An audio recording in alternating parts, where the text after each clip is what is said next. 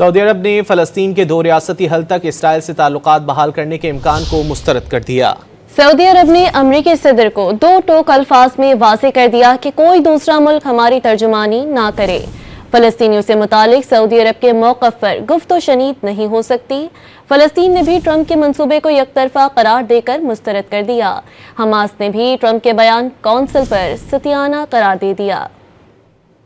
سعودی عرب نے Donald Trump کے فلسطینیوں کو بے دخل کرنے کے منصوبے کو مسترد کر دیا۔ ابراہیم معاہدے سے متعلق ٹرمپ کے بیان پر رد عمل دیتے ہوئے دو ٹوک الفاظ میں واضح کیا کہ فلسطینی ریاست کے قیام کے بغیر اسرائیل سے تعلقات قائم نہیں کیے جائیں گے۔ مسئلہ فلسطین مملکت کے لیے سرفہرست ہے۔ فلسطینی ریاست کے قیام سے متعلق سعودی عرب کا موقف مضبوط اور غیر متزلزل ہے۔ وزارت خارجہ نے واضح کیا کہ فلسطینیوں سے متعلق سعودی عرب کے موقف پر گفت و شنید نہیں ہو سکتی۔ ادھر فلسطینی حکام نے بھی ٹرمپ کے منصوبے کو مسترد کر دیا۔ فلسطینی حکام نے اسرائیل کو قابض ریاست قرار دیتے ہوئے واضح کیا کہ فلسطینیوں کو نکالنے کے بجائے اسرائیل کو علاقے سے نکالا جائے۔ غزہ فلسطینیوں کا ہے اور مرتے دم تک رہے گا۔ دوسری جانب آسٹریلیا کے وزیر اعظم نے کہا کہ ڈونلڈ ٹرمپ کے غزہ پر کنٹرول کے اعلان پر دھچکا لگا۔ انہوں نے بھی مشرق وسطی میں دو ریاستی حل کی حمایت کر دی۔